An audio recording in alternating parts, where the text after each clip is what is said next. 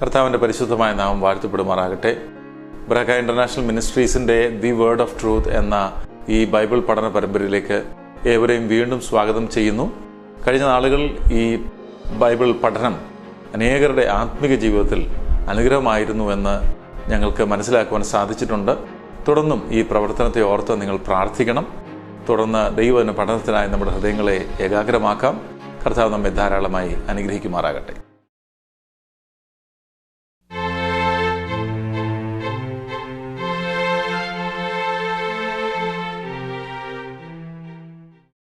ബരക്ക international മിനിസ്ട്രീസിൻ്റെ word of truth പ്രോഗ്രാമിലേക്ക് നിങ്ങളെല്ലാവരെയും സ്വാഗതം ചെയ്യുന്നു. കർത്താവ് യേശുക്രിസ്തുവിൻ്റെ നാമത്തിലുള്ള സ്നേഹവന്ദനത്തെ അറിയിക്കുന്നു. നമ്മൾ ഈ സ്റ്റഡി സീരീസിൽ ക്രിസ്തീയ വിശ്വാസത്തിൻ്റെ അടിസ്ഥാന പ്രമാണങ്ങൾ, സുവിശേഷത്തിൻ്റെ വിഷയങ്ങളൊക്കെയാണ് നമ്മൾ കണ്ടുകൊണ്ടിരുന്നത്. എത്ര സിമ്പിളായിട്ടാണ് വേദപുസ്തകം ഈ കാര്യങ്ങൾ രേഖപ്പെടുത്തിയിരിക്കുന്നതെന്ന് നമ്മൾ ഇത് കേൾക്കുമ്പോൾ നമുക്ക് മനസ്സിലാകും. കാരണം പാപിയായ മനുഷ്യനെ രക്ഷിക്കാൻ വേണ്ടി കർത്താവ് ഭൂമിയിലേക്ക് ഇറങ്ങി വന്ന് അവൻ്റെ ജീവൻ നമുക്ക് തന്ന് പാപത്തിൽ നമ്മളെ രക്ഷിച്ച് ക്രിസ്തുവിൻ്റെ സഹോദരങ്ങളാക്കി, ദൈവമക്കളാക്കി, കർത്താവിനെപ്പോലെ രൂപാന്തരപ്പെടുത്തി സ്വർഗത്തിലേക്ക് കൊണ്ടുപോകുന്ന ആ ഒരു മനോഹരമായ രക്ഷയുടെ കഥയാണ് വേദപുസ്തകം പറയുന്നത്. അത് ഏത് പുസ്തകം വായിച്ചാലും ഏത് വാക്യം വായിച്ചാലും യേശുക്രിസ്തുവിലേക്ക് വിരൽ ചൂണ്ടുന്നത് പോലെയാണ് ബൈബിൾ എഴുതപ്പെട്ടിരിക്കുന്നത്. എന്നാൽ ഇന്ന് അനേകം തരം പഠിപ്പിക്കലുകൾ, ദുരുപദേശങ്ങൾ, വേദപുസ്തകത്തിന് നിരക്കാത്ത കാര്യങ്ങൾ, മനുഷ്യൻ്റെ തത്വചിന്തകൾ, വഞ്ചിക്കുന്ന അനേകം മതപരമായ ആചാരങ്ങൾ, സാമ്പത്തികമായ ചൂഷണങ്ങൾ, ഇതെല്ലാം ഇതിനകത്ത് നിലനിൽക്കുന്നത് കൊണ്ടും പലതരത്തിലുള്ള പ്രസംഗങ്ങൾ കേൾക്കുന്നതുകൊണ്ടും അനേകം സംശയങ്ങൾ ആളുകളുടെ ഉള്ളിൽ ഉണ്ടാകുന്നുണ്ട്. എന്താണ് സത്യം? എങ്ങനെയാണ് ബൈബിളിലെ ലൈഫ് നമ്മുടെ ജീവിതത്തിൽ യാഥാർത്ഥ്യമാകുന്നത്? ഇങ്ങനെയുള്ള അനേകം ചോദ്യങ്ങൾ ആളുകളുടെ ഉള്ളിൽ ഉണ്ടാകുന്നുണ്ട്. അങ്ങനെ പല ചോദ്യങ്ങളും ഞങ്ങൾക്ക് ലഭിച്ചിട്ടുണ്ട്. അപ്പോൾ ചോദ്യങ്ങൾക്ക് മറുപടി പറയുക എന്ന് പറയുന്നത് വളരെ പ്രധാനപ്പെട്ടൊരു കാര്യമാണ്. അതുകൊണ്ട് ഈ ഏതാനും എപ്പിസോഡുകൾ നമുക്ക് ആ ചോദ്യങ്ങൾക്കുള്ള മറുപടിയായിട്ട് ഉപയോഗിക്കാം എന്ന് വിചാരിക്കുകയാണ്.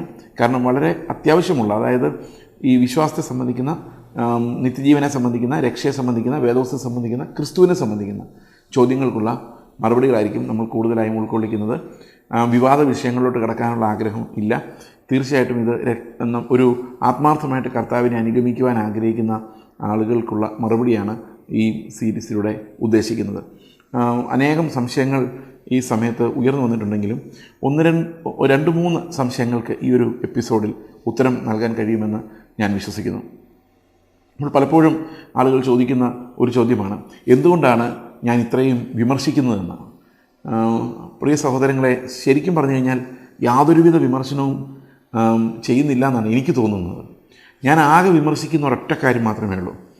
ക്രിസ്തു ഇല്ലാത്ത ഒരു സ്റ്റേജ്, ക്രിസ്തു ഇല്ലാത്ത ഒരു ഉപദേശം, യേശുക്രിസ്തുവിലേക്ക് നടത്താത്ത സഭകൾ, ആ സഭകൾ ശരിക്കും കർത്താവിൻ്റെ സഭകളാകുന്നില്ല എന്നുള്ളത് കൊണ്ടാണ് അനേകം ആളുകൾ വില കൊടുത്ത് സത്യവിശ്വാസം എന്ന് വിചാരിച്ച് ഇറങ്ങി ചെല്ലുന്ന സ്ഥലത്ത് യേശുക്രിസ്തു ഉയർത്തപ്പെടാതെ വരുമ്പോൾ ആണ് നമുക്ക് വേദന ഉണ്ടാകുന്നത്.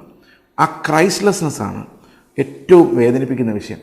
അതുമായിട്ട് ബന്ധപ്പെട്ടാണ് എല്ലായിടത്തും ഞാൻ ചോദ്യങ്ങൾ ചോദിച്ചിട്ടുള്ളത്.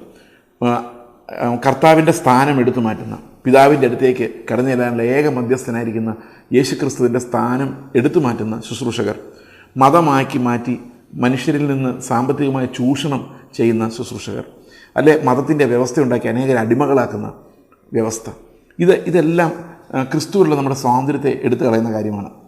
അപ്പോൾ അങ്ങനെയുള്ള ചൂഷണങ്ങൾ മതത്തിനകത്ത്, ഈ വിശ്വാസത്തിനകത്ത് വളർന്നു വരുമ്പോൾ, യേശുക്രിസ്തുവിൻ്റെ വിശ്വാസം മതവൽക്കരിക്കപ്പെടുമ്പോൾ അതിനെ ചോദ്യം ചെയ്യുക എന്നുള്ളത് നമ്മുടെ ആവശ്യമാണ്. കാരണം കർത്താവ് അത് തന്നെയാണ് ചെയ്തത്. കർത്താവിൻ്റെ ജീവിതത്തിൽ മുഴുവൻ ആ മതവൽക്കരണത്തിനെതിരെ, നിങ്ങൾ നോക്കി, ഇന്ന് യേശുക്രിസ്തു എന്ന് പറയുന്ന ദൈവമായ, രക്ഷകനായ, നമ്മുടെ കർത്താവായ, മനുഷ്യനായ, ദൈവവും മനുഷ്യനുമായ യേശുക്രിസ്തു ഈ ഭൂമിയിലേക്ക് ഇറങ്ങി വന്ന് ആ സ്വർഗീയ സത്യങ്ങൾ നമുക്ക് വെളിപ്പെടുത്തിയ ശേഷം ആ സ്വർഗീയ സത്യങ്ങൾ ഇന്ന് മതമായി, പല മതങ്ങളായി അവതരിച്ചിരിക്കുകയാണ്, പല സഭാ സംഘടനകളായി അവതരിച്ചിരിക്കുകയാണ്.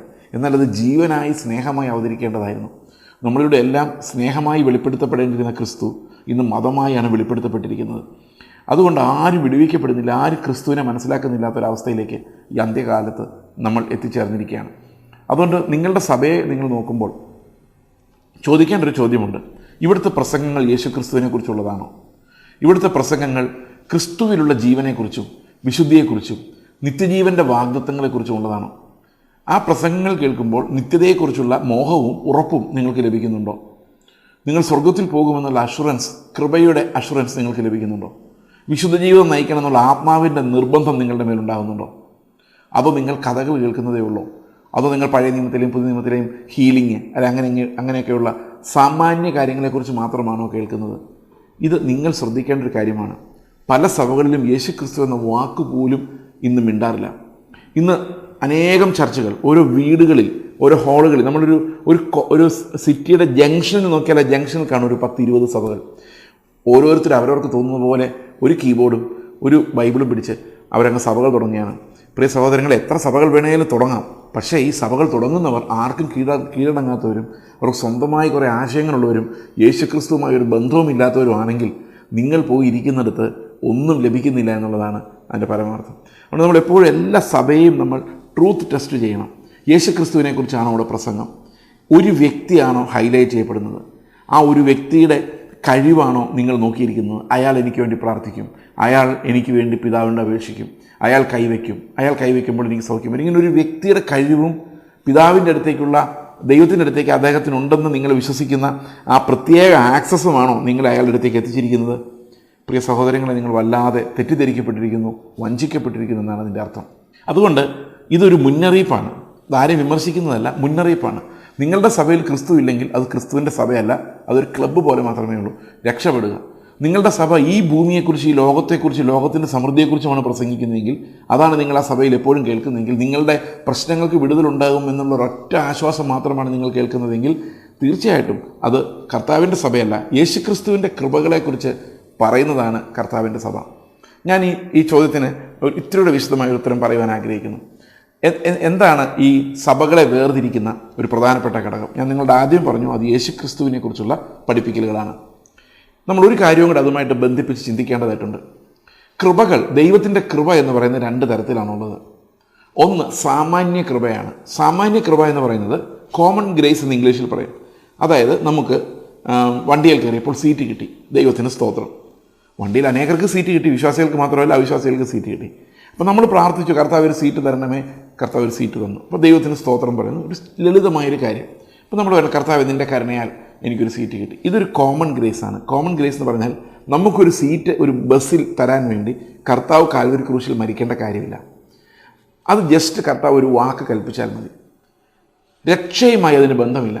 നിങ്ങൾ സ്വർഗത്തിൽ പോകുമോ ഇല്ലയോ എന്നുള്ളതിനെക്കുറിച്ച് ഉള്ളതുമായിട്ട് അതിന് ബന്ധമില്ല. നിങ്ങളുടെ തലവേദന മാറി അല്ലെങ്കിൽ രോഗം മാറി എന്നുള്ളത് ഒരുപക്ഷെ മരുന്ന് കഴിച്ചാൽ മാറുന്നു, അല്ലെങ്കിൽ പ്രാർത്ഥിച്ചാൽ മാറുന്നു, എങ്ങനെയെങ്കിലും ഇത് മാറി എന്നുള്ളത് ഒരു കാരണവശാലും രക്ഷയുമായിട്ട് ബന്ധമുള്ളൊരു കാര്യമല്ല. തലവേദനയോടെ സ്വർഗത്തിൽ പോകാം, തലവേദന ഇല്ലാതെയും പോകാം. ഇത് കോമൺ ഗ്രേസ് ആണ്. ദൈവത്തിൻ്റെ കോമൺ ഗ്രേസ് എന്ന് പറയുന്നത് സമ്പത്തിനെ സംബന്ധിക്കുന്നതും, അതായത് രക്ഷയുമായി ബന്ധമില്ലാത്ത, യേശുക്രിസ്തുവിൻ്റെ മരണവുമായി ബന്ധമില്ലാത്ത ആ അനുഗ്രഹങ്ങളെയാണ് നമ്മൾ കോമൺ ഗ്രേസ് എന്ന് പറയുന്നത്. ആത്മീകരല്ലാത്ത ജഡീകരായ മനുഷ്യർക്ക് ലോകത്തിലെവിടെയായാലും എപ്പോഴും വേണ്ടത് കോമൺ ഗ്രേസ് ആണ്. അവർക്ക് ക്രൈസ്റ്റ് ആൻഡ് ഹിം ക്രൂസിഫൈഡ് എന്ന് പ്രസംഗിച്ച് കേൾക്കുന്നത് അസ്വസ്ഥത ഉണ്ടാക്കുന്ന കാര്യമാണ്. കാരണം അവർ സ്പെഷ്യൽ ഗ്രേസിലേക്ക് നോക്കുന്നില്ല, ക്രിസ്തുവിൻ്റെ കൃപകളിലേക്ക്, അതായത് രക്ഷാകരമായ കൃപയിലേക്ക് നോക്കുന്നില്ല. അപ്പോൾ അവർക്ക് യേശു ക്രിസ്തുവിൻ്റെ ക്രൂശിനെ കുറിച്ചുള്ള തുടർച്ചയായ പ്രസംഗങ്ങൾ അസ്വസ്ഥത ഉണ്ടാക്കും. അവർക്ക് വേണ്ടത് വിടുതൽ വരുന്ന കോമൺ ഗ്രേസുകളെക്കുറിച്ച് കേൾക്കുക എന്നുള്ളതാണ്. പരീക്ഷയ്ക്ക് പാസ്സാകുമോ, ജോലി കിട്ടുമോ, നല്ല കല്യാണം നടക്കുമോ, ഇതൊക്കെ അവിശ്വാസികൾക്ക് നടക്കുന്നുണ്ട്. രക്ഷയുമായി ബന്ധമില്ല. നിങ്ങൾക്ക് നല്ലൊരു കല്യാണം കിട്ടിയെന്ന് വിചാരിച്ച് നിങ്ങൾ സ്വർഗത്തിൽ പോവില്ല, കല്യാണം കിട്ടിയില്ല എന്ന് വെച്ചുകൊണ്ട് നരകത്തിൽ പോവുകയുമില്ല. ഇതൊന്നും നമ്മുടെ രക്ഷയെ ബാധിക്കുന്ന കാര്യമല്ല, ഇവിടെയുള്ള താൽക്കാലിക ജീവിതത്തെ ബാധിക്കുന്ന കാര്യമാണ്. അപ്പോൾ സഭയിൽ നിങ്ങൾ ചെന്നിരുന്ന് കേൾക്കുന്ന പ്രസംഗങ്ങളെല്ലാം ഒരു ആശ്വാസ പ്രസംഗമാണ്. അതായത് നിങ്ങൾ ഈ ലോകത്തുള്ള കോമൺ അനുഗ്രഹങ്ങൾ നിങ്ങൾക്ക് ലഭിക്കുമെന്നുള്ള വാഗ്ദത്തമാണെങ്കിൽ നിങ്ങൾ ഓർത്തിരിക്കേണ്ട ഒരു കാര്യമുണ്ട്, അത് യേശുക്രിസ്തുവിൻ്റെ രക്ഷയുമായി യാതൊരു ബന്ധവുമില്ല. ജഡീകരായ മനുഷ്യർക്ക്, ലോകത്തെ സ്നേഹിക്കുന്നവർക്ക്, അല്ലെങ്കിൽ ഉത്കണ്ഠ മാറിയിട്ടില്ലാത്തവർക്ക്, ആശങ്കയുള്ളവർക്ക്, ആകുലചിന്തയുള്ളവർക്ക് ഒരു വൃഥാ ആശ്വാസം ലഭിക്കുമെന്നുള്ളതല്ലാതെ ആ വക പ്രസംഗങ്ങൾ കൊണ്ട് യാതൊരു കാര്യവുമില്ല. ഇപ്പോൾ ഇന്ന് സഭകളിൽ വിടുതൽ എന്നുള്ളൊരു വിഷയം ഹൈലൈറ്റായി വന്നതുകൊണ്ട് ദൈവം അനുഗ്രഹിക്കുമെന്നുള്ള എക്സാമ്പിൾ പഴയ നിയമം വെച്ച് അത് സാമ്പത്തിക അനുഗ്രഹമായി വ്യാഖ്യാനിച്ചുകൊണ്ട് രക്ഷയെ മറിച്ച് കളയുകയും സത്യോപദേശത്തെ പഠിപ്പിക്കാതിരിക്കുകയും ക്രിസ്തുവിനെക്കുറിച്ച് മിണ്ടാതിരിക്കുകയും ചെയ്യുന്ന ഒരു കൾച്ചർ ഈ ഫ്രീ ചർച്ചുകളിൽ വളരെയധികം ധാരാളമാണ്. മറ്റ് സഭകൾക്കും പുരാതന സഭകൾക്കൊക്കെ അങ്ങനെ ആഗ്രഹമുണ്ട് ഈ വിടുതൽ അവിടെയും കൊടുക്കണമെന്ന്. അതുകൊണ്ടാണ് അവർ ചിലപ്പോൾ ചില യോഗങ്ങളൊക്കെ അങ്ങനെ നടത്തുന്നത്. പക്ഷേ എന്താ കുഴപ്പമെന്ന് വെച്ച് കഴിഞ്ഞാൽ അവരുടെ പൂർവ്വപിതാക്കന്മാർ കുറേ കാര്യങ്ങൾ എഴുതി വെച്ചിട്ടുണ്ട്. അതിനകത്ത് ഈ വിടുതലുകളൊന്നുമില്ല. അത് പണ്ടത്തെ കാലത്ത് എഴുതിയതാണ്. അതിനകത്ത് ഒത്തിരി തെറ്റുകളുണ്ട്. പക്ഷേ ഈ വിടുതലുകളില്ല, കോമൺ ഗ്രേസ് വിടുതലുകളില്ല. നിങ്ങളുടെ ജോലി മാറുന്നു, അങ്ങനെ ജോലി കിട്ടുന്നു, ഇങ്ങനെയുള്ള വിഷയങ്ങളൊന്നും അതിനകത്തില്ല. കാരണം അത് പഴയ കാലമാണ്. ഇന്നത്തെ ഈ പ്രോസ്പെരിറ്റി തിയോളജിയൊക്കെ ഉണ്ടാകുന്നതിന് ഒത്തിരി വർഷങ്ങൾക്ക് മുമ്പ് എഴുതിയ കാര്യമാണ്. അതിനകത്ത് ഒത്തിരി മിസ്റ്റേക്കുകളുണ്ട്, യേശുക്രിസ്തുവിന് വിരുദ്ധമായ കാര്യങ്ങളുണ്ട്. പക്ഷേ പ്രോസ്പെരിറ്റി തിയോളജി ഇല്ല. അതായത് നിങ്ങൾ ഈ കോമൺ ഗ്രേസിനെ കുറിച്ച് ഒന്നും പറയുന്നില്ല. അല്ലെങ്കിൽ നിങ്ങൾ ഏതെങ്കിലും കാത്തലിക്സിൻ്റെയോ ഓർത്തഡോക്സിൻ്റെയോ അങ്ങനെയുള്ള ആരുടെയെങ്കിലും കുർബാനക്രമം എടുത്ത് നോക്കി കഴിഞ്ഞാൽ അവിടെ ഈ കോമൺ ഗ്രേസിനെ കുറിച്ച് ഒന്നും പറയുന്നില്ല. അതല്ലായിരുന്നു വിഷയം. CSIക്കാരുടെയോ അതിനുശേഷം ഇങ്ങോട്ടുള്ള ആരുടെയും ഈ കുർബാനക്രമം തക്സ എടുത്ത് നോക്കി കഴിഞ്ഞാൽ അവിടെ ഒന്നും കോമൺ ഗ്രേസിനെ കുറിച്ചൊന്നുമില്ല. അപ്പോൾ അവർ വിചാരിക്കാൻ ഇവിടെ പോയിട്ടൊന്നും വലിയ കാര്യമൊന്നുമില്ല. നേരെ എന്നാൽ ഇങ്ങോട്ട് പോയേക്കും, ഇവിടെ കോമൺ ഗ്രേസ്. പ്രിയ സഹോദരങ്ങളെ, ഈ കോമൺ ഗ്രേസ് എന്ന് പറയുന്ന അപകടകരമായൊരു കാര്യമാണ്. നമ്മൾ പോകേണ്ടത് സത്യവിശ്വാസം അന്വേഷിച്ചാണ്.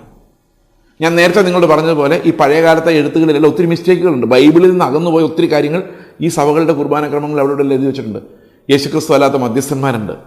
ഓക്കെ, ക്രിസ്തുവിൻ്റെ യാഗം ഒരിക്കലായി കഴിഞ്ഞത് എന്ന് പറയുന്ന യാഗം വീണ്ടും വീണ്ടും ആവർത്തിക്കുന്ന കാര്യങ്ങളുണ്ട്. പക്ഷേ അത് നോക്കി, സത്യ ഉപദേശം നോക്കി വരുന്നതിന് പകരം ഈ നാളുകൾ കൂടുതൽ വരുന്ന അവരുടെ ഇടയിൽ ഇല്ലാത്തതും എന്നാൽ ഇപ്പോൾ ഈ ഫ്രിഞ്ച് ഗ്രൂപ്പുകൾ പരസ്യമാക്കുകയും ചെയ്ത ഈ healing, eating, merry making, enjoying എന്ന് പറയുന്ന ആ കോമൺ ഗ്രേസിനെ അന്വേഷിച്ചാണ് പല ആൾക്കാരെ സഭ വിട്ട് വരുന്നത്. നിങ്ങളെ സഭ വിട്ട് വരണമെന്ന് തന്നെയാണ് ഞാൻ പറയുന്നത്. പക്ഷെ അത് ഈ സാമാന്യ കൃപ അന്വേഷിച്ചല്ല, രക്ഷാകരമായ ദൈവകൃപ അന്വേഷിച്ചാണ് നമ്മൾ വരേണ്ടത്.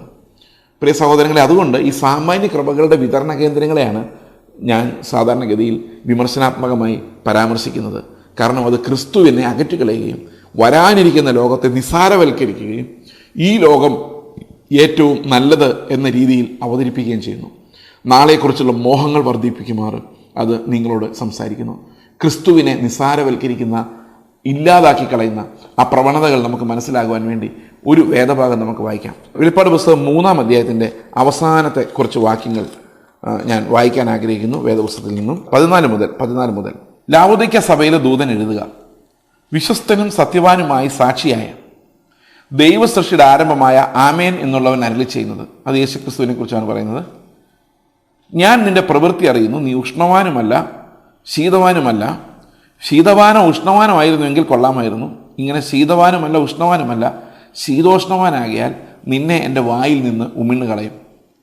ഞാൻ ധനവാൻ സമ്പന്നനായിരിക്കുന്നു, എനിക്കൊന്നിനും മുട്ടില്ല എന്ന് പറഞ്ഞുകൊണ്ട് നീ നിർഭാഗ്യനും അരിഷ്ടനും ദരിദ്രനും കുരുടനും നഗ്നനും എന്ന് അറിയാതിരിക്കയാൽ നീ സമ്പന്നനാകേണ്ടതിന്. അപ്പോൾ ഈ ഒരു വിഷയം നമ്മൾ നോക്കി കഴിയുമ്പോൾ ഇവർ പറയുന്ന ഒരു കാര്യം സമ്പത്തിനെ കുറിച്ചാണ്. അപ്പോൾ പ്രാർത്ഥിച്ചു, സമ്പത്തുണ്ടായി, പ്രാർത്ഥിച്ചു, ദൈവം അനുഗ്രഹിച്ചു. പക്ഷേ യഥാർത്ഥ സമ്പത്ത് എന്ന് പറഞ്ഞൊരു സാധനമുണ്ട്.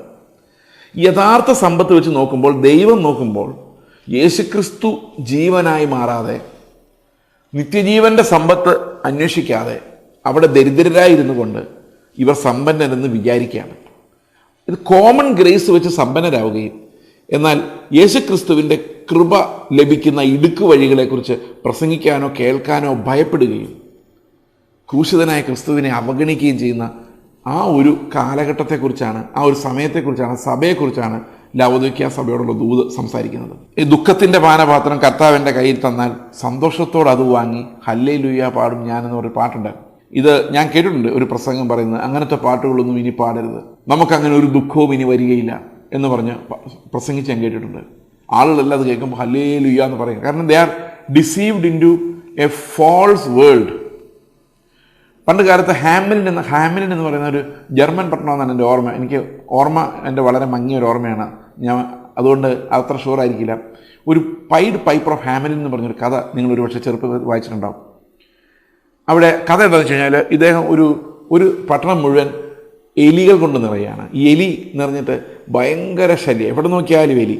വീടിനകത്ത്, പറമ്പിൽ, റോഡിൽ എല്ലാ എലികളുടെ ശല്യം. രാജാവ് പല പണികളും നോക്കിയിട്ട് എലികളെ ഇല്ലാതാക്കാൻ കഴിഞ്ഞില്ല. അവസാനം എന്ത് സംഭവിച്ചെന്ന് വെച്ച് കഴിഞ്ഞാൽ, ഒരു പൈഡ് പൈപ്പർ ഓഫ് ഹാമിലിൻ എന്ന് പറയുന്ന ആ ഒരു മനുഷ്യൻ, പൈഡ് പൈപ്പർ, അദ്ദേഹം വന്നിട്ട് ഒരു പ്രത്യേക രീതിയിലൊരു മ്യൂസിക് വായിക്കുകയാണ്. അപ്പോൾ എലികളെല്ലാം കൂടെ ഈ പൈപ്പറിൻ്റെ പിന്നാലെ പോകും. ആ പൈപ്പർ അതിനെല്ലാം നശിപ്പിച്ച് കളയും. അപ്പോൾ തിരിച്ചു വന്ന് രാജാവിനോട്, പട്ടണത്തിൻ്റെ അധികാരികളോട് ഒന്ന് പ്രതിഫലം ചോദിക്കും. ഞാൻ ഇത്രയും ചെയ്തതിൻ്റെ പ്രതിഫലം തരാൻ പറഞ്ഞപ്പോൾ അവർ അദ്ദേഹത്തെ അപമാനിച്ചു വിടും. അപ്പോൾ ഇദ്ദേഹം ഈ സാധനം എടുത്തുകൊണ്ട് ഈ വായിക്കുന്ന ആ ട്യൂൺ വായിക്കുന്ന ഇൻസ്ട്രുമെൻ്റ് എടുത്തുകൊണ്ട് റോഡിലൂടെ നടന്ന് മ്യൂസിക് വായിക്കും. എന്ത് സംഭവിക്കുന്നു വെച്ച് കഴിഞ്ഞാൽ ആ വീട്ടിൽ നേരത്തെ എലികളായിരുന്നല്ലോ ഇദ്ദേഹത്തിൻ്റെ പുറകെ പോയത്, ആ വീടുകളിലെ പിള്ളേരെല്ലാം ഇയാളുടെ പുറകെ പോകും. പിന്നെ ആരും ആ പിള്ളേരെയോ അയാളെയോ കണ്ടിട്ടില്ല എന്നാണ് കഥ. ഇത് നടന്ന കഥയാണെന്ന് പറയുന്നുണ്ട്. പിന്നെ ആ പിള്ളേർ പല സ്ഥലങ്ങളിൽ പല അടിമകളായി വിൽക്കപ്പെട്ടെന്നൊക്കെ പറയുന്നുണ്ട്. അത് ഷുവറല്ല. പക്ഷെ ഇതുപോലെ ഒരു ട്യൂൺ കേട്ടിട്ട്, അതായത് ഈ കോമൺ ഗ്രേസിൻ്റെ ഒരു ട്യൂൺ കേട്ടിട്ട് ലോകത്തിൻ്റെ ആസ്വാദ്യകരമായ എന്തോ എനിക്ക് ലഭിക്കാൻ പോകുന്നതെന്ന് വിചാരിച്ചുകൊണ്ട് അന്ധരായി ക്രിസ്തുവിനെ കാണാതെ ഇതിൻ്റെ പിന്നാലെ പോയി ഇതിനു വേണ്ടി പ്രാർത്ഥിച്ച് ആ വഴിക്ക് പോയി അപ്രത്യക്ഷരാകുന്ന നശിച്ചു പോകുന്ന ഒരു കൂട്ടം ഇന്ന് നമ്മുടെ ഇടയിലുണ്ട്. അവരോടാണ് ഇത് സംസാരിക്കുന്നത്. അങ്ങനെ ആകരുതെന്ന്. ഞാൻ CSIയിലൊക്കെ പോകുന്ന പല ആൾക്കാരും ഈ മീറ്റിങ്സിനൊക്കെ പോകുമ്പം അവർ ചിന്തിക്കുന്നത്, കർത്താവിനോട് ഞാൻ പ്രാർത്ഥിച്ചു, കർത്താവ് എനിക്ക് ജോലി തന്നു, ആ കർത്താവിന് എനിക്ക് വേണം. അങ്ങോട്ടാണ് പോകുന്നത്, കോമൺ ഗ്രേസിലേക്കാണ് പോകുന്നത്. ക്രിസ്തുവിൻ്റെ കൃപയാൽ അവൻ്റെ വീണ്ടെടുപ്പിനാൽ ലഭിക്കുന്ന സ്വർഗീയ അനുഗ്രഹങ്ങളിലേക്കല്ല പോകുന്നത്. ഇന്നും സാമാന്യ അനുഗ്രഹങ്ങളിലേക്ക് പോകുമ്പോൾ സംഭവിക്കുന്നത് യേശുക്രിസ്തുവിനെ അവഗണിച്ച് കളയുന്നു, അവൻ്റെ മരണത്തെ നിസ്സാരമെന്ന് കരുതുന്നു എന്നുള്ളതാണ്. ഇതാണ് വിമർശിക്കപ്പെടേണ്ട ഒരു പ്രധാനപ്പെട്ട കാര്യം, എതിർക്കപ്പെടേണ്ട ഒരു പ്രധാനപ്പെട്ട കാര്യം. ഓക്കെ, രണ്ടാമത്തെ ഒരു ചോദ്യം എന്ന് പറയുന്നത്, ഇത് ഈ ഏറ്റവും കോമൺ ആയിട്ട് ആളുകൾ ചോദിക്കുന്ന ചോദ്യങ്ങളാണ് ഞാൻ പറയുന്നത്. യേശു ക്രിസ്തു നമ്മോട് പറഞ്ഞ കൽപ്പനകൾ നമുക്ക് അനുസരിക്കാൻ കഴിയുകയില്ലെങ്കിൽ, ഞാനിപ്പോഴും അങ്ങനെയാണല്ലോ പറയുന്നത്, ഈ കൽപ്പനകളൊന്നും അനുസരിക്കാൻ നമുക്ക് സാധിക്കില്ല എന്നാണ് പറയുന്നത്. അനുസരിക്കാൻ സാധിക്കാത്ത കൽപ്പനകൾ എന്തിനാണ് കർത്താവ് തരുന്നത് എന്നൊരു ചോദ്യം പല ആൾക്കാരോട് ചോദിച്ചിട്ടുണ്ട്. ഇന്ന് കേൾക്കുന്ന പ്രസംഗങ്ങളിൽ വേറെ ഒരു അപകടകരമായ കാര്യം മാനുഷികമായ നീതിയാണ്. നല്ല മനുഷ്യർ, ഇപ്പോൾ നമ്മളെല്ലാവരും നല്ല മനുഷ്യരെ നോക്കുന്നു, അത്ഭുത പ്രവൃത്തികൾ നോക്കുന്നു, ഇതിനെല്ലാം ആത്മീകതയായിട്ട് കാണുകയും ചെയ്യുന്നു. യേശുക്രിസ്തുവിൻ്റേതല്ലാത്ത ഒരു നീതി, മനുഷ്യൻ്റെ നീതിയുടെ പ്രസംഗം, ഇതും ഇന്ന് വിമർശിക്കപ്പെടേണ്ട, എതിർക്കപ്പെടേണ്ട ഒരു കാര്യമാണ്. കാരണം നീതിമാനായി യേശു കർത്താവ് മാത്രമേ ഉള്ളൂ. നമ്മൾ ആരും നീതിമാന്മാരല്ല, നമ്മൾ ഒരിക്കലും ആ നീതിയിൽ പെർഫെക്റ്റ് ആവുകയുമില്ല. പക്ഷേ ദൈവം നമ്മളെ പെർഫെക്റ്റ് ആക്കി പിതാവിൻ്റെ മുമ്പിൽ നിർത്തും. അതെങ്ങനെ നിർത്തും എന്ന് ചോദിച്ചു കഴിഞ്ഞാൽ, നമ്മുടെ ഉള്ളിൽ തരുന്ന വിശ്വാസത്താൽ യേശുക്രിസ്തുവിൻ്റെ ജീവനെ നമ്മുടെ ഉള്ളിലുണ്ടാക്കി, നമ്മുടെ ആഗ്രഹങ്ങളെ മാറ്റി, വിശുദ്ധിയോടുള്ള ആഗ്രഹം നമ്മുടെ ഉള്ളിലുണ്ടാക്കി, ക്രിസ്തുവിൻ്റെ സ്വഭാവമുള്ളവരാക്കി നമ്മളെ മാറ്റി ദൈവം നമ്മെ രക്ഷിക്കും. ഇത് നമ്മുടെ ഒരു വിശ്വാസമാണ്. ഇപ്പോൾ ക്രിസ്തീയ വിശ്വാസം എന്ന് പറയുന്നത് ഞാൻ നീതിമാൻ എന്നല്ല, എന്നിൽ വസിക്കുന്ന ക്രിസ്തു നീതിമാനായതിനാൽ അവൻ്റെ നീതി എൻ്റെ കണക്കിൽ വരും എന്നുള്ളതാണ് ഈ പുതിയ നിയമത്തിൻ്റെ നീതി. ഇത് വിശ്വാസത്താൽ വരുന്ന കാര്യമാണ്. അപ്പോൾ റൈച്ചസ്നെസ് ബൈ ഫെയ്ത്ത്, വിശ്വാസത്താൽ വരുന്ന നീതി പ്രസംഗിക്കാതെ ഇന്ന് പ്രമാണങ്ങളാൽ വരുന്ന നീതി പ്രസംഗിക്കപ്പെടുമ്പോൾ, അല്ലെങ്കിൽ മനുഷ്യൻ്റെ ഫിസിക്കൽ അനുസരണത്താൽ, വിശ്വാസത്തിൻ്റെ അനുസരണത്താലല്ല, ജഡത്തിൻ്റെ അനുസരണത്താൽ വരുന്നൊരു നീതിയെക്കുറിച്ച് പ്രസംഗിക്കുമ്പോൾ അതും വേദപുസ്തകത്തിലെ ഉപദേശത്തിന് വിരുദ്ധമായിട്ടാണ് വരുന്നത്. അപ്പോൾ ഈ വക കാര്യങ്ങളാണ് നമ്മളെപ്പോഴും ചോദ്യം ചെയ്യേണ്ടത്. കാരണം യേശുക്രിസ്തു അല്ലാതെ വേറൊരു നീതിയോ മധ്യസ്ഥനോ നമുക്കില്ല. പിതാവിൻ്റെ അടുക്കിലേക്ക് നമുക്ക് പ്രവേശനം ലഭിക്കുവാൻ കർത്താവ് അല്ലാതെ വേറെ വഴിയില്ല, വേറൊരു വഴിയുമില്ല. നമ്മുടെ പ്രവൃത്തികളോ നമ്മുടെ സൽക്കർമ്മങ്ങളോ നമ്മുടെ മതപരമായ അനുഷ്ഠാനങ്ങളോ നമുക്ക് സ്വർഗത്തിൽ പോകാനുള്ള വഴി തുറന്നു തരുന്നില്ല. അത് യേശുക്രിസ്തുവിലുള്ള വിശ്വാസത്താൽ കൃപയാൽ മാത്രമാണ് ലഭിക്കുന്നത്. ഇപ്പം മനുഷ്യൻ നീതിമാൻ, ഈ അടുത്ത കേട്ട ഒരു ദുരുപദേശമാണ്. അടുത്തിടയില്ല, കുറേ നാളായിട്ട് അതുണ്ട്. ഈ അടുത്തിടെ ഞാനത് വീണ്ടും കേൾക്കാനിടയായി. പാപം എന്ന് പറയുന്നത് നമ്മുടെ അകത്തല്ല പുറത്താണ് എന്നുള്ളതാണ് ആ ദുരുപദേശം. ഇതൊക്കെ വലിയ ദുരുപദേശങ്ങളാണ്, നമ്മുടെ വഞ്ചനയിൽ കൊണ്ട് അകപ്പെടുത്തും. അപ്പം ശരിക്കും പറഞ്ഞാൽ നമ്മൾ ആളുകളെ വിമർശിക്കുകയല്ല, ഒരാളെ വ്യക്തിപരമായി വിമർശിക്കുകയല്ല, സത്യോപദേശത്തെ സ്ഥാപിക്കാൻ വേണ്ടി എന്താണ് തെറ്റ്, എന്താണ് വേദപുസ്തകത്തിന് നിരക്കാത്തതെന്ന് വ്യക്തമാക്കാൻ ശ്രമിക്കുകയാണ്. ഇപ്പോൾ പാപം വെളിയിൽ കിടക്കുന്നു എന്ന് വെച്ചാണ് സംസാരിക്കുന്നത്. പാപം വെളിയിൽ കിടക്കുന്നു പറഞ്ഞു കഴിഞ്ഞാൽ എൻ്റെ അകത്ത് പാപമില്ല എന്നുള്ള രീതിയിലാണ്. പക്ഷേ പുതിയ നിയമത്തിൽ നമുക്ക് വ്യക്തമായിട്ടറിയാം, നമ്മുടെ ജഡത്തിൽ പാപമുണ്ട്, നമ്മുടെ ഹൃദയത്തിലെ ചിന്തകളിൽ പാപമുണ്ട്. ഒരാൾ പണ്ട് പ്രസംഗിക്കുന്ന ഞാൻ കേട്ടതാണ്, നമ്മൾ കാറിനകത്തിരിക്കുമ്പം ഒരു ഭിക്ഷക്കാരൻ വന്ന് വെളിയിൽ നിന്ന് നോക്കി ചെയ്യുന്ന പോലെയാണ് പാപം. പാപം വെളിയിൽ നിന്ന് നോക്കിയാണ്, അകത്തില്ല. അകത്താൾ പരിശുദ്ധനായ ഒരാളാണ് ഇരിക്കുന്നത്. അപ്പോൾ നമുക്ക് വേണമെങ്കിൽ വിൻഡോ തുറന്നാൽ മതി. ദാറ്റ് മീൻസ് പാപം എന്ന് പറയുന്നത് നമ്മൾ ഇഷ്ടമുണ്ടെങ്കിൽ അല്ലെങ്കിൽ ചെയ്യണമെന്ന് തോന്നിയാൽ മാത്രം ചെയ്യുന്ന കാര്യമാണെന്നാണ് പ്രസംഗിക്കപ്പെടുന്നത്. അതൊക്കെ ഭയങ്കരമായ ദുരുപദേശങ്ങളാണ്. കാരണം നമുക്കറിയാം, നമുക്ക് തന്നെ നമ്മുടെ കണ്ണാടിയിൽ നോക്കിയാൽ അറിയാം, നമ്മുടെ ജഡത്തിൽ തന്നെ പലതരം ചിന്തകൾ, ഓരോ സമയത്ത് നമ്മുടെ ഹൃദയത്തെ ക്രോസ് ചെയ്യുന്ന ചിന്തകൾ, ഇതൊന്നുപോലും ദൈവത്തിന് നിർമ്മലമല്ല. സ്വർഗം പോലും കർത്താവിൻ്റെ കണ്ണിന് നിർമ്മലമല്ല. അതുകൊണ്ട് തന്നെ നമ്മൾ എപ്പോഴും കർത്താവിൻ്റെ അടുത്ത് ചുങ്കക്കാരനെ പോലെ, പാപം ക്ഷമിക്കപ്പെട്ട ചുങ്കക്കാരനെ പോലെ അവൻ്റെ കൃപയ്ക്കായി അയച്ചുകൊണ്ട് തന്നെയാണ് ചെല്ലുന്നത്. Nothing based on our merit. നമ്മുടെ മെറിറ്റിൽ ആശ്രയിച്ചുകൊണ്ടേ അല്ല നമ്മൾ കർത്താവിൻ്റെ അടുത്ത് ചെല്ലേണ്ടത്. അപ്പോൾ ഇങ്ങനെയുള്ള ഡിസെപ്ഷൻസ്, ഇതൊക്കെ നമുക്ക് ഒറ്റ നോട്ടത്തിൽ തോന്നും. ഇതിനെ ഞാൻ ചതി എന്ന് പറയാനുള്ള കാരണം, ഇതൊക്കെ ഒറ്റ നോട്ടത്തിൽ തോന്നുമ്പോൾ വളരെ നല്ല കാര്യമായിട്ട് തോന്നും. ഞാൻ പ്രാർത്ഥിച്ചു, എനിക്ക് ആ കാര്യം ലഭിച്ചു, ഞാൻ പ്രാർത്ഥിക്കുന്ന എല്ലാം ദൈവം എനിക്ക് തരുന്നുണ്ട് എന്നിങ്ങനെയൊക്കെ ആൾക്കാർ പറയുന്നത് കേൾക്കാം. പ്രിയ സഹോദരങ്ങളെ, നമുക്ക് തരാനുള്ള ഏറ്റവും വലിയ ഗിഫ്റ്റ് യേശുക്രിസ്തുവിനെ കാൽവരി ക്രൂശിൽ തന്നു എന്നുള്ളതാണ്. ആ ഗിഫ്റ്റാണ് നമ്മൾ സ്തോത്രം ചെയ്ത് സന്തോഷത്തോടെ തുള്ളിച്ചാടി അനുഭവിക്കേണ്ടത്. നിങ്ങൾക്കിവിടെ കാശ് കിട്ടിയാലും ഇല്ലെങ്കിലും, ആ ചെറിയ ചെറിയ അനുഗ്രഹങ്ങൾ വന്നാലും ഇല്ലെങ്കിലും ഒന്നും സംഭവിക്കുന്നില്ല. അത് നമ്മുടെ നിത്യജീവനെ ബാധിക്കുന്നതേയില്ല. ഓക്കെ, അതൊന്ന്. രണ്ടാമത്തെ കാര്യം, മനുഷ്യരെ നീതിമാന്മാരെന്ന് വിചാരിക്കരുത്. വിശ്വാസത്താൽ മാത്രമാണ് കർത്താവിന് നീതിമാന്മാരുണ്ടാകുന്നത്. ഒരു മനുഷ്യൻ്റെ നീതി സ്വർഗത്തിൽ ദൈവം അംഗീകരിക്കുന്നില്ല, അവൻ്റെ പുത്രൻ്റെ നീതി അല്ലാതെ. അത് നമുക്ക് വിശ്വാസത്താൽ മാത്രം വരുന്നതാണ്. ഇത് ഈ ചില ആൾക്കാർ പറയാറുണ്ട്, കർത്താവിനെ നീ മാനിച്ചാൽ നിന്നെ അവനും മാനിക്കും. അത് പഴയ നിയമത്തിലൊരു വാക്യമാണ്. പക്ഷേ പ്രിയ സഹോദരങ്ങൾ, ഒരു കാര്യം നമ്മൾ ഓർക്കണം. ദൈവത്തെ നമ്മൾ ഓണർ ചെയ്യുമ്പോൾ നമുക്ക് ലഭിക്കുന്ന ഓണർ ലോകത്തിൽ കിട്ടുന്ന ഓണറല്ല, അത് കർത്താവിൻ്റെ മക്കൾ എന്നുള്ളൊരു ഓണറാണ്. നമ്മളിനി ദൈവത്തെ ഓണർ ചെയ്യണമെങ്കിലും അവൻ നമ്മളെ സഹായിച്ചാൽ മാത്രമേ പറ്റുകയുള്ളൂ. അപ്പോൾ ഇങ്ങനെയുള്ള അനേകം മനുഷ്യൻ്റെ ഫിലോസഫീസ് ഒറ്റ നോട്ടം നോക്കുമ്പോൾ നല്ലതാണ്. പ്രാർത്ഥിക്കുമ്പോൾ കിട്ടുന്നുണ്ട്. നിങ്ങൾ പ്രാർത്ഥിച്ചിട്ടോ വല്ലതും കിട്ടിയോ? ഞങ്ങൾ പ്രാർത്ഥിച്ചപ്പോൾ കിട്ടി. അപ്പോൾ അതല്ലേ ശരി, നമുക്ക് സ്വാഭാവികമായിട്ട് അങ്ങനെ തോന്നും. അതുപോലെ തന്നെ നമ്മൾ അനുസരിക്കണ്ടേ, നമ്മൾ വിശുദ്ധ ജീവിതം നയിക്കണ്ടേ. അപ്പോൾ ദൈവം മോളിൽ നിന്ന് മാർക്കിടുകയാണ്, ഇയാൾ നന്നായിട്ട് ജീവിച്ചു സ്വർഗത്തിൽ കൊണ്ടുപോയേക്കാം, ഇയാൾ മോശമായിട്ട് ജീവിച്ചു നരകത്തിൽ കൊണ്ടുപോയേക്കാം എന്ന് പറഞ്ഞു കഴിയുമ്പോൾ ഇത് ആരുടെ മെറിറ്റാണ്? മനുഷ്യൻ്റെ മെറിറ്റാണ്. എന്നാൽ വേദപുസ്തകം അങ്ങനെയല്ല പഠിപ്പിക്കുന്നത്. എന്നാൽ മനുഷ്യൻ സ്വാഭാവികമായിട്ട് ചിന്തിക്കുമ്പം അങ്ങനെ ചിന്തിക്കുള്ളൂ. മനുഷ്യൻ്റെ ഫിലോസഫി എപ്പോഴും അങ്ങനെയാണ്, പ്രവർത്തിക്കുന്നവൻ നീതിമാൻ. എന്നാൽ വേദപുസ്തകം പറയുന്നു വിശ്വസിക്കുന്നവനാണ് നീതിമാൻ. ഇതൊന്ന് ഗ്രഹിച്ചെടുക്കാൻ ഭയങ്കര പാടാണ്. അതുകൊണ്ട് വീണ്ടും വീണ്ടും ഇത് ആവർത്തിക്കുന്നത് കൊണ്ടാണ്. വിശ്വസിക്കുന്നവനാണ് നീതിമാൻ. നിങ്ങൾ യേശുക്രിസ്തുവിനെ നിങ്ങളുടെ പാപങ്ങളുടെ മോചനത്തിനായും നിത്യജീവനായും വിശ്വസിക്കുന്നുണ്ടെങ്കിൽ നിങ്ങളെ നീതിമാനാക്കി മാറ്റാൻ കർത്താവിന് സാധിക്കും. നിങ്ങളെ വിശുദ്ധരാക്കി മാറ്റാൻ കർത്താവിന് സാധിക്കും. രക്ഷ എന്ന് പറയുന്നത് ദൈവത്തിൻ്റെയും കുഞ്ഞാടിൻ്റെയും ദാനമാണ്. ഈ രക്ഷയുടെ ഉപദേശത്തെ ഉറപ്പിക്കാൻ വേണ്ടിയാണ് തെറ്റായ കാര്യങ്ങൾ എന്താണ് എന്ന് കാണിച്ചു തരുന്നത്, ദുരുപദേശങ്ങളെ കാണിച്ചു തരുന്നത്.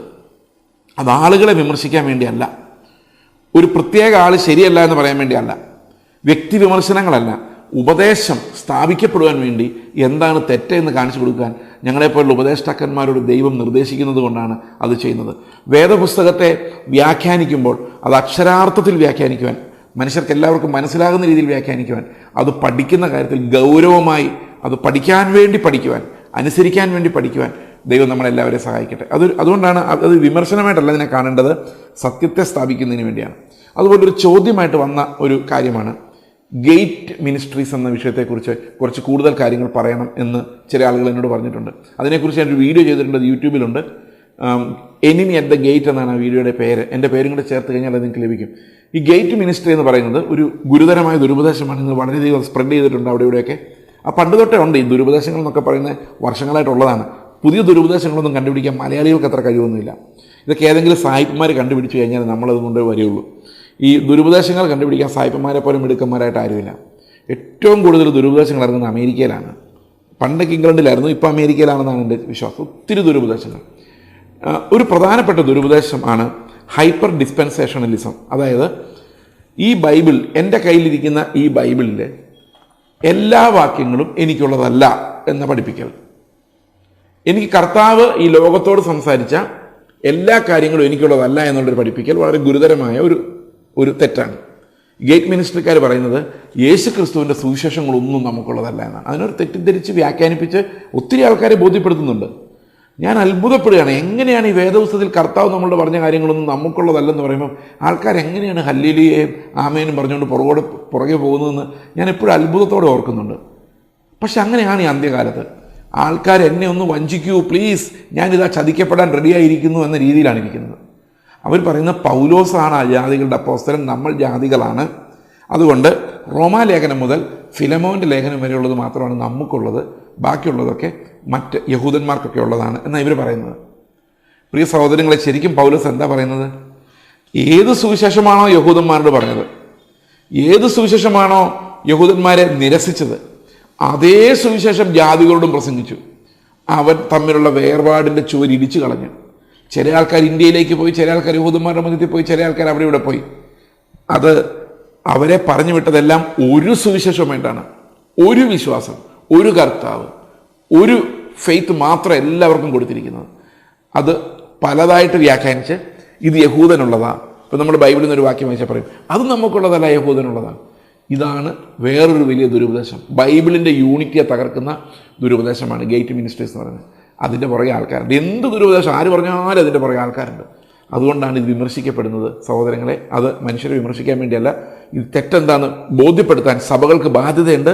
ക്രിസ്തീയ സഭകളുടെ, അതായത് സത്യവിശ്വാസം പ്രസംഗിക്കുന്ന സഭയുടെ ഒരു സ്വയം ഒരു പ്രതിനിധിയായിട്ട് ഞാനങ്ങ് നിന്നുകൊണ്ടാണ് ഇത് പറയുന്നത്. ഇതെല്ലാം വഞ്ചനയാണ്, നിങ്ങൾ ഇതിനകത്ത് അകപ്പെടരുത്, കർത്താവിൻ്റെ നാമത്തെ ഓർത്ത് ഞാൻ നിങ്ങളെ പ്രബോധിപ്പിക്കുന്നു. ദൈവം നിങ്ങളെ അനുഗ്രഹിക്കട്ടെ. നമുക്ക് പ്രാർത്ഥിക്കാം. ഞങ്ങളുടെ സ്വർഗ്ഗസ്ഥ പിതാവേ, അനേകമായ ദുരുപദേശങ്ങൾ ഞങ്ങളുടെ ചുറ്റും വളരുമ്പോൾ സത്യവിശ്വാസത്തെ അതുപോലെ വചനത്തിൽ നിന്ന് പഠിക്കുവാൻ, മനസ്സിലാക്കുവാൻ കർത്താവെ ആ ഏൽപ്പിച്ച് നൽകപ്പെട്ട അപ്പോസ്തലന്മാരെ ഏൽപ്പിച്ച് നൽകിയ അതേ വിശ്വാസത്തെ ഒരു കറയുമില്ലാതെ മനസ്സിലാക്കുവാൻ, പഠിക്കുവാൻ, ആ വിശുദ്ധീകരണം പ്രാപിക്കുവാൻ, കർത്താവിനെ മഹത്വപ്പെടുത്തുവാൻ ഞങ്ങളെ സഹായിക്കണമേ. കർത്താവായ യേശു ക്രിസ്തുവിൻ്റെ നാമത്തിൽ തന്നെ ആമേൻ. കാണുന്നതെല്ലാം താൽക്കാലികം, കാണാത്തതൊന്നുണ്ട് നിത്യമായത്. കാണുന്നതെല്ലാം താൽക്കാലികം, കാണാത്തതൊന്നുണ്ട് നിത്യമായത്. പ്രാപിപ്പാനായി ഞാൻ ഓടിടുന്നു, ശക്തി പകരണേ പൊന്നുനാഥ. പ്രാപിപ്പാനായി ഞാൻ ഓടിടുന്നു, ശക്തി പകരണേ പൊന്നുനാഥ. കാണുന്നതെല്ലാം താൽക്കാലികം, കാണാത്തതൊന്നുണ്ട് നിത്യമായത്.